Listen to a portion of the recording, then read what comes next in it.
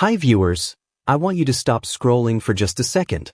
Because today I'm taking you to Giles County, Tennessee, and what I found here honestly caught me off guard. This is a real log cabin, sitting on nearly 11 acres of land, with a creek running right through the property that you can cross on a stone footbridge. 2 bedrooms, 2 full baths, just over 1,000 square feet, but every single inch of it has been recently renovated. And listen, whether you want a private dream home, a mini farm, or an Airbnb that books out every weekend, this place checks every single box. If you miss this tour, you will regret it. I searched hard to bring this one to my viewers, and I promise, a cabin this clean, this charming, this move-in ready, at this price, does not come around often. Let's step inside.